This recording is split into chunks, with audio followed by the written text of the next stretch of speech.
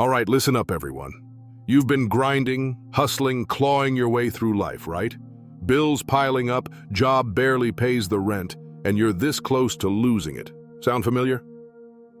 Yeah, I've been there too. And let me tell you, the struggle to break free from that financial prison can feel like an impossible uphill battle. But here's the thing, you don't need to climb that hill alone. There's a secret, a hidden source of power, a divine force buried in plain sight that's been there all along. And that power, it's found in the Psalms. Yep, you heard me right. The same Psalms you've skimmed past or maybe never even looked at. These ancient words hold something unimaginable, something divine. The power to bring light into your life, to open the floodgates of abundance, to unlock financial freedom like you've never dreamed of. Instant wealth. Oh, it's real, and it's within reach. But only if you know how to tap into it. Now I know what you're thinking. Come on, really? Psalms are going to pay my mortgage? Well, ask yourself this. What if they could? What if, buried within those verses, there's a secret formula to abundance? Because it's not just some spiritual fluff, no, this is about calling on divine power to manifest real results. The Psalms aren't just poetry, they're ancient spells of divine favor. Trust me, you need to harness them, and you need to do it now. And let me tell you something a wise person once said. God's got no issue with you being rich. He just has a problem with riches owning you. So here's what you need to do. Drop a comment right now. Mention the names of your loved ones. Yeah, I'm serious. Because the more you share, the more you open yourself up to receive divine gifts. And don't forget to hit subscribe and ring that bell icon to make sure you don't miss out on the next video. You want a miracle? You want a financial breakthrough? Then let God know you're serious. Psalm 49. Hear this, all ye people. Give ear, all ye inhabitants of the world, both low and high, rich and poor, together. My mouth shall speak of wisdom, and the meditation of my heart shall be of understanding. I will incline mine ear to a parable. I will open my dark saying upon the harp. Wherefore should I fear in the days of evil, when the iniquity of my heels shall compass me about?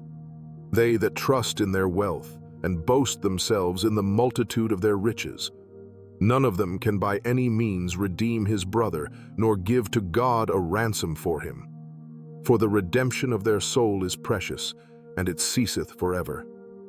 That he should still live forever, and not see corruption. For he seeth that wise men die. Likewise the fool and the brutish person perish, and leave their wealth to others.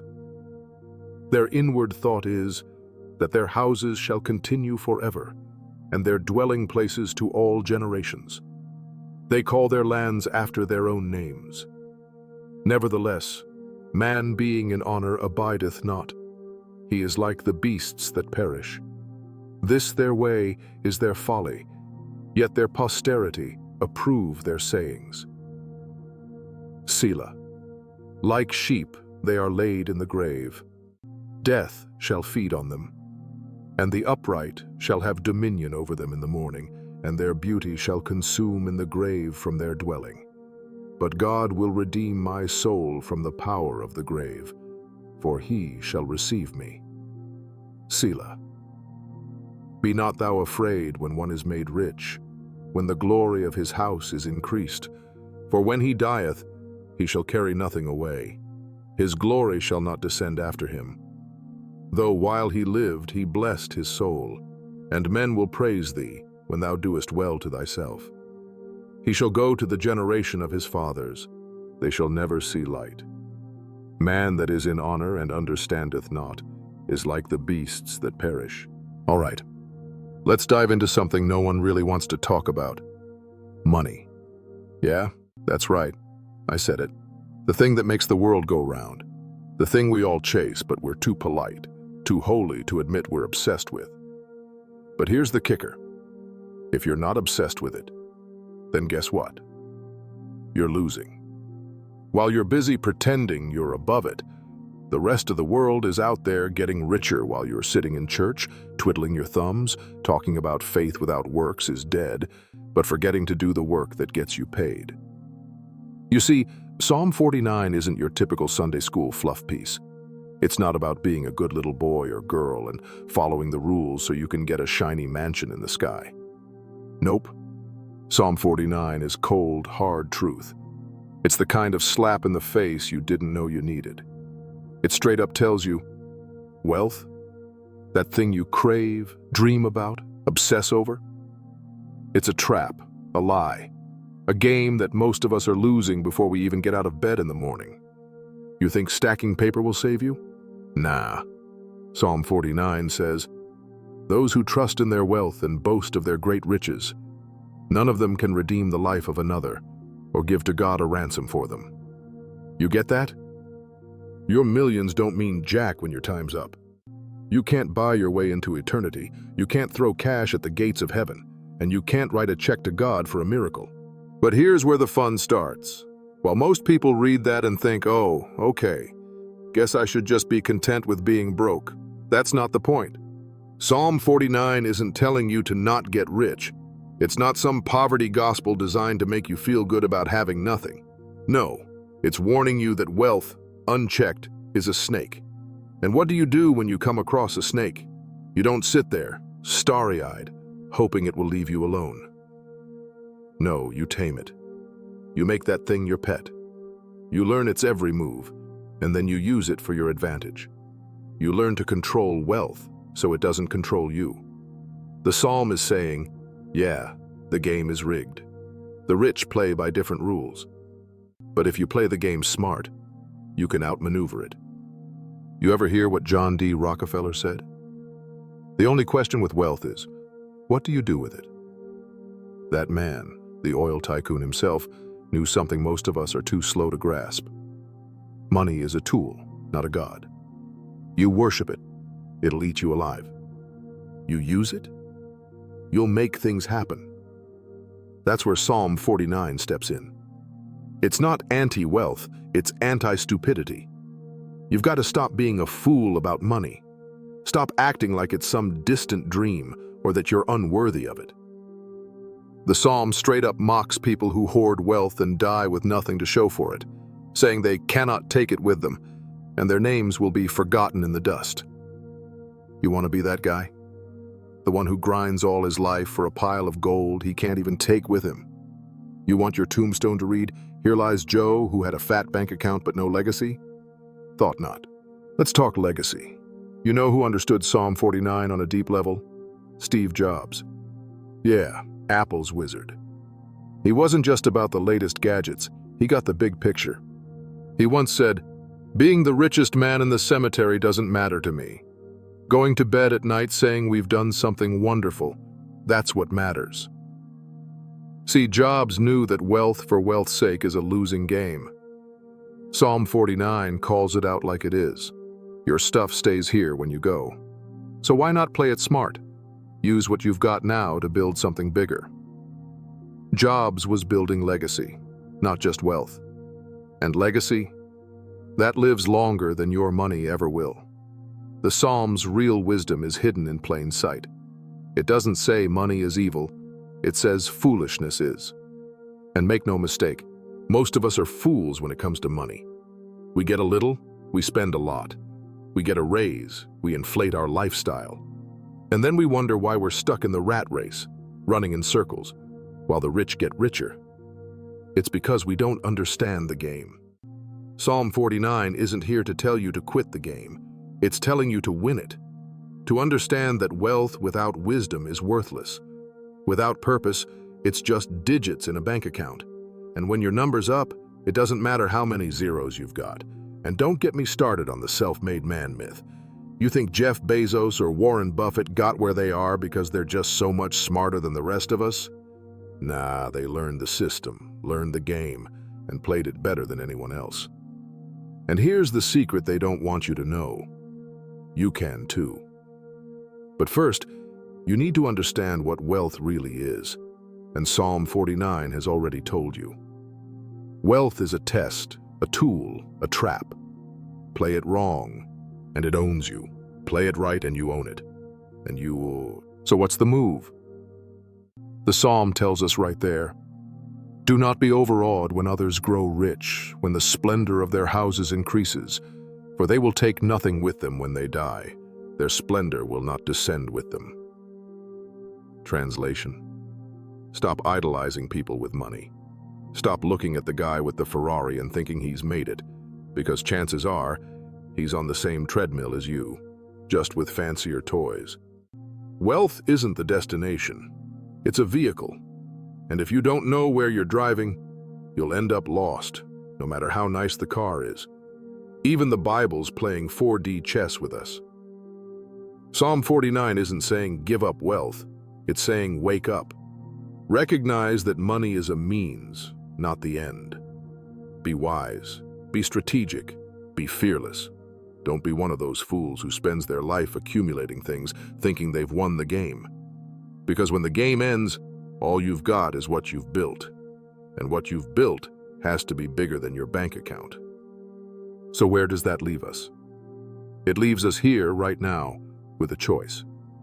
Keep playing the game like everyone else, chasing wealth, stacking cash, hoping for a financial miracle.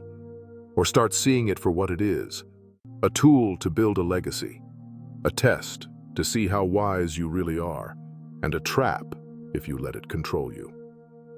Psalm 49 is your wake-up call. It's not telling you to abandon wealth, it's telling you to master it. And if you can do that, my friend, you'll be richer than you ever imagined. Not just in money, but in life. Psalm 37. Fret not thyself because of evildoers, neither be thou envious against the workers of iniquity. For they shall soon be cut down like the grass, and wither as the green herb. Trust in the Lord, and do good, so shalt thou dwell in the land, and verily thou shalt be fed. Delight thyself also in the Lord, and he shall give thee the desires of thine heart. Commit thy way unto the Lord. Trust also in him, and he shall bring it to pass. And he shall bring forth thy righteousness as the light, and thy judgment as the noonday. Rest in the Lord, and wait patiently for him. Fret not thyself because of him who prospereth in his way, because of the man who bringeth wicked devices to pass. Cease from anger, and forsake wrath. Fret not thyself in any wise to do evil, for evildoers shall be cut off. But those that wait upon the Lord, they shall inherit the earth. For yet a little while, and the wicked shall not be. Yea, thou shalt diligently consider his place, and it shall not be. But the meek shall inherit the earth, and shall delight themselves in the abundance of peace. The wicked plotteth against the just, and gnasheth upon him with his teeth. The Lord shall laugh at him, for he seeth that his day is coming. The wicked have drawn out the sword, and have bent their bow to cast down the poor and needy, and to slay such as be of upright conversation. Their sword shall enter into their own heart, and their bows shall be broken. A little that a righteous man hath is better than the riches of many wicked. For the arms of the wicked shall be broken, but the Lord upholdeth the righteous. The Lord knoweth the days of the upright, and their inheritance shall be forever. They shall not be ashamed in the evil time, and in the days of famine they shall be satisfied. But the wicked shall perish, and the enemies of the Lord shall be as the fat of lambs. They shall consume, into smoke shall they consume away. The wicked borroweth, and payeth not again, but the righteous showeth mercy, and giveth. For such as be blessed of him shall inherit the earth, and they that be cursed of him shall be cut off. The steps of a good man are ordered by the Lord, and he delighteth in his way. Though he fall, he shall not be utterly cast down, for the Lord upholdeth him with his hand. I have been young, and now am old, yet have I not seen the righteous forsaken, nor his seed begging bread. He is ever merciful, and lendeth, and his seed is blessed. Depart from evil, and do good, and dwell forevermore. For the Lord loveth judgment, and forsaketh not his saints. They are preserved forever. but the seed of the wicked shall be cut off. The righteous shall inherit the land, and dwell therein forever. The mouth of the righteous speaketh wisdom, and his tongue talketh of judgment. The law of his God is in his heart. None of his steps shall slide. The wicked watcheth the righteous, and seeketh to slay him. The Lord will not leave him in his hand, nor condemn him when he is judged. Wait on the Lord, and keep his way, and he shall exalt thee to inherit the land. When the wicked are cut off, thou shalt see it. I have seen the wicked in great power, and spreading himself like a green bay tree. Yet he passed away, and lo, he was not. Yea, I sought him, but he could not be found. Mark the perfect man, and behold the upright, for the end of that man is peace. But the transgressors shall be destroyed together. The end of the wicked shall be cut off. But the salvation of the righteous is of the Lord. He is their strength in the time of trouble. And the Lord shall help them and deliver them. He shall deliver them from the wicked and save them, because they trust in him. Luke 6. And it came to pass on the second Sabbath after the first, that he went through the cornfields, and his disciples plucked the ears of corn, and did eat, rubbing them in their hands. And certain of the Pharisees said unto them, Why do ye that which is not lawful to do on the Sabbath days? And Jesus answering them said, Have ye not read so much as this, what David did, when himself was an hungered, and they which were with him? How he went into the house of God, and did take and eat the shewbread, and gave also to them that were with him, which it is not lawful to eat but for the priests alone. And he said unto them, That the Son of Man is Lord also of the Sabbath. And it came to pass also on another Sabbath, that he entered into the synagogue and taught.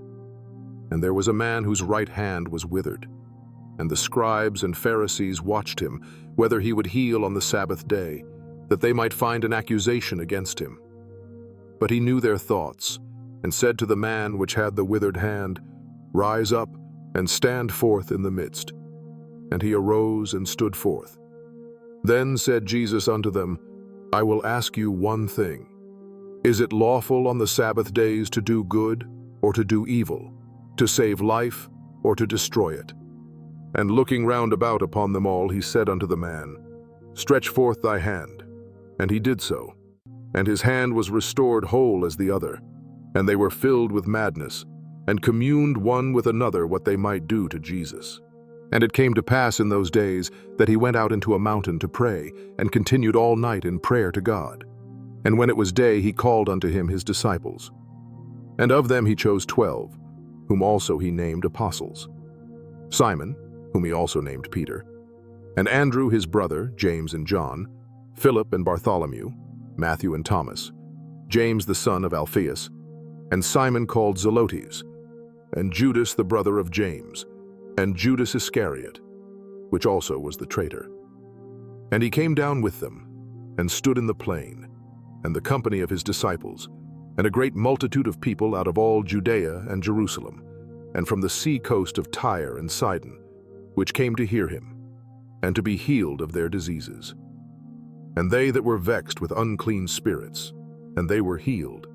And the whole multitude sought to touch him, for there went virtue out of him, and healed them all. And he lifted up his eyes on his disciples, and said, Blessed be ye poor, for yours is the kingdom of God.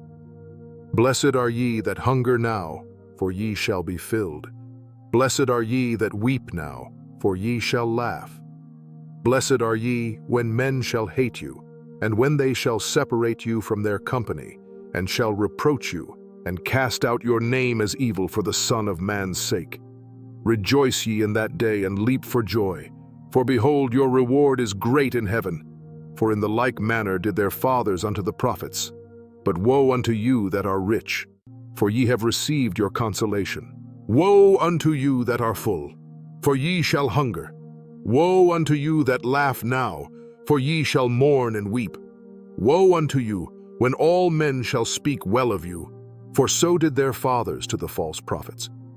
But I say unto you which hear, love your enemies, Do good to them which hate you, bless them that curse you, and pray for them which despitefully use you. And unto him that smiteth thee on the one cheek offer also the other. And him that taketh away thy cloak forbid not to take thy coat also. Give to every man that asketh of thee, and of him that taketh away thy goods ask them not again. And as ye would that men should do to you, do ye also to them likewise. For if ye love them which love you, what thank have ye? For sinners also love those that love them. And if ye do good to them which do good to you, what thank have ye? For sinners also do even the same. And if ye lend to them of whom ye hope to receive, what thank have ye? For sinners also lend to sinners, to receive as much again. But love ye your enemies, and do good, and lend, hoping for nothing again. And your reward shall be great, and ye shall be the children of the highest. For he is kind unto the unthankful and to the evil. Be ye therefore merciful, as your Father also is merciful. Judge not, and ye shall not be judged. Condemn not, and ye shall not be condemned. Forgive, and ye shall be forgiven. Give, and it shall be given unto you. Good measure, pressed down and shaken together and running over, shall men give into your bosom. For with the same measure that ye mete withal it shall be measured to you again. And he spake a parable unto them. Can the blind lead the blind? Shall they not both fall into the ditch? The disciple is not above his master, but every one that is perfect shall be as his master. And why beholdest thou the mote that is in thy brother's eye, but perceivest not the beam that is in thine own eye? Either how canst thou say to thy brother, Brother, let me pull out the mote that is in thine eye, when thou thyself beholdest not the beam that is in thine own eye? Thou hypocrite, cast out first the beam out of thine own eye, and then shalt thou see clearly to pull out the mote that is in thy brother's eye. For a good tree bringeth not forth corrupt fruit, neither doth a corrupt tree bring forth good fruit. For every tree is known by his own fruit. For of thorns men do not gather figs, nor of a bramble bush gather they grapes. A good man out of the good treasure of his heart bringeth forth that which is good, and an evil man out of the evil treasure of his heart bringeth forth that which is evil. For of the abundance of the heart his mouth speaketh. And why call ye me, Lord, Lord, and do not the things which I say? Whosoever cometh to me and heareth my sayings and doeth them, I will show you to whom he is like. He is like a man which built an house, and digged deep, and laid the foundation on a rock. And when the flood arose, the stream beat vehemently upon that house, and could not shake it, for it was founded upon a rock. But he that heareth and doeth not is like a man that without a foundation built an house upon the earth, against which the stream did beat vehemently, and immediately it fell. And the ruin of that house was great. All right, let's get real for a minute. You're tired. You're running on fumes, aren't you? I know. You wake up every day, stare at your bank account, and wonder if this is it. Is this really all life has to offer? Are you seriously meant to scrape by forever, just keeping your head above water while everyone else seems to be thriving? Let's cut the polite small talk. You're here because you're fed up. You're done being broke, exhausted, and stuck. And now, you're hoping there's something more. You're hoping maybe, just maybe, God has some kind of divine trick up his sleeve to get you out of this financial mess. Well, good news. He does. Psalm 37 and Luke 6. You heard me. Stick around and I'll show you how these two heavyweights of Scripture can turn your life around. Now, before you roll your eyes and think, oh great, another God will bless you speech, let me stop you right there. This isn't about sitting around praying and hoping the money fairy shows up at your doorstep with a bag of cash. No, no, no. This is about getting smart, using the power that's already inside of you, and partnering with God to change the trajectory of your life. Psalm 37 and Luke 6 are going to be your blueprints, not some fluffy motivational speech that you forget about in 2 hours. We're talking serious transformation here, people. Let's start with Psalm 37. The first time you read it, you might be like, okay, cool. It's all about trusting God, waiting patiently, blah, blah, blah. But here's the thing. Psalm 37 is a gold mine of wisdom if you know how to unlock it. Take verse 4, for example. Delight yourself in the Lord, and He will give you the desires of your heart. Now let me break that down for you because that's a loaded statement. Most people think it means, oh, if I just love God enough, He'll give me a new car, a promotion, or maybe even the winning lottery numbers. Wrong. What this verse is really saying is that when you align yourself with God's plan, your desires change. You stop wanting things that don't serve your true purpose. You start craving things that will actually move you forward in life. Let me give you an example. You know how sometimes you think you want more money, but really what you want is freedom? It's not about having a bigger paycheck, it's about control over your life. You want to wake up in the morning and say, "Today, I'm living on my terms." That's what Psalm 37 is getting at. When you stop obsessing over wealth and start focusing on aligning your desires with God's purpose, you find that strength and motivation to actually get what you need. And guess what? When you pursue what you really need, wealth often follows as a byproduct. Psalm 37 is like your mental reset button. It's not about saying, "God, give me money." It's about saying, "God, give me the mindset that will attract wealth and success." Now, let's flip over to Luke 6 because this is where things get interesting. If Psalm 37 is your mindset guide, Luke 6 is your action plan. Luke 6:38 says, "Give, and it will be given to you.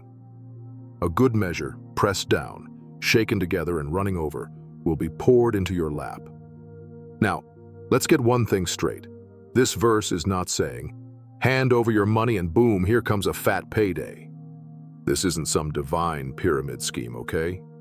What Jesus is really saying here is give of yourself, your energy, your time, your talents, and watch what happens. When you live a life of generosity, you unlock a spiritual law that brings things back to you. The more you pour out into the world, the more the world gives back to you. It's reciprocity, baby. And here's the best part. Generosity isn't just about handing out cash like you're Santa Claus. It's about giving your best self to the world. You want success? Start by giving people value. Be the kind of person who creates things, who helps others, who solves problems. That's where wealth starts. You don't get rich by sitting on your couch, whining about how life's unfair. You get rich by showing up.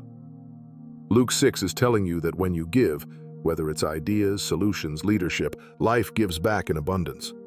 Now, I know some of you are sitting there thinking, but I've been giving, and nothing's happening.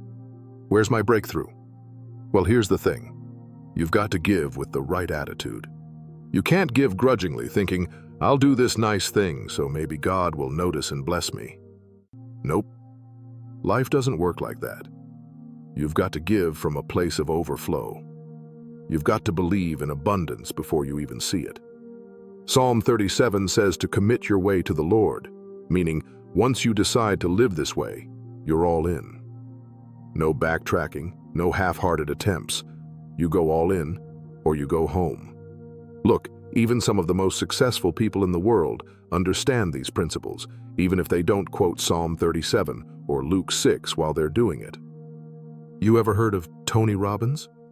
Yeah, the motivational guru who talks about personal power and all that jazz. He says, the secret to living is giving. The guy isn't quoting scripture, but he's basically echoing Luke 6. Robbins gets it. You've got to give to get. It's a spiritual law, not just a cute motivational quote. And if you're still not convinced, look at people like Oprah. She built an empire, not by hoarding wealth, but by giving value to people. She made herself a resource, a conduit of good. The result? She's worth billions. She didn't do it by playing small or being selfish. She did it by showing up and giving. So where does that leave you? Well, first off, stop playing the victim. Stop whining about how life is hard, money is tight, and the system's rigged. Yeah, life is tough. So what? Psalm 37 says to trust in the Lord and do good, and Luke 6 tells you to give. You've got everything you need to succeed, but you've got to stop waiting for some magical bailout. God isn't your financial advisor sitting on a cloud, waiting to drop a bag of cash in your lap. He's given you the blueprint, but you have to put in the work. You want the strength and motivation to get rich? Here it is. Start giving. Give your energy, your ideas, your talents. Stop holding back. You think you're tired now? You're not tired. You're uninspired. You're stuck in the same loop because you haven't started giving of yourself in a way that attracts abundance. Luke 6 isn't a promise, it's a challenge. Give, and you'll see how life starts to shift in your favor. And here's another truth bomb. You've got to trust. Psalm 37 keeps telling you to wait patiently for the Lord. That doesn't mean sitting around doing nothing. It means having the faith to keep grinding, keep giving, keep showing up, even when you don't see immediate results. God works on His timetable, not yours. So stop getting frustrated when your breakthrough doesn't come in 2 weeks. Trust the process. In the end, Psalm 37 and Luke 6 are the ultimate success combo. Psalm 37 gets your mind right, and Luke 6 gets you moving. Together, they teach you to stop focusing on the wrong things, like obsessing over wealth, and start living in a way that attracts the right things. You'll find the energy, strength, and motivation to keep going because you're no longer chasing money. You're chasing purpose. And guess what happens when you chase purpose? The money follows. So take this to heart. You're not stuck. You're not tired. You're just not living the way God designed you to live. You've got a divine mandate to give, to trust, and to commit. Do that, and watch how the abundance starts flowing into your life. Trust me, I've seen it happen. Now go out there and make it happen for yourself. You want financial miracles? You want instant wealth? You think it's all just gonna fall out of the sky? Nah, it's about believing in something bigger, in that divine power that's been sitting there in the Psalms, waiting for you to tap into it. Psalm after psalm, verse after verse, it's right there telling you how to unlock that abundance, how to shift your mindset from broke and defeated to blessed and thriving. But here's the deal. You've got to believe it. You've got to have faith in the divine power working behind the scenes, the kind that moves mountains and, yeah, moves money into your life. But wait, this doesn't just work if you're sitting there in silence. You've got to put some energy out there. You want that financial miracle? Drop a comment right now, not just for yourself, but for your loved ones. Mention their names. Write your intentions. You think I'm kidding? There's strength in numbers, baby. The more you share, the stronger the divine force gets. It's like we're creating a vortex of blessings, and you don't want to miss out on that. And hey, before you go, make sure you subscribe and hit that bell. Trust me, you're not going to want to miss what's coming next. Every video we drop is another key to unlocking the life you want. You want financial freedom? You want abundance? Well, you've got to stay connected to the source, and the source is right here. So go ahead, subscribe, ring the bell, and get ready for those blessings to start raining down. It's time to claim what's yours. Stay blessed, and I'll see you in the next video, where we unlock even more of that divine wealth.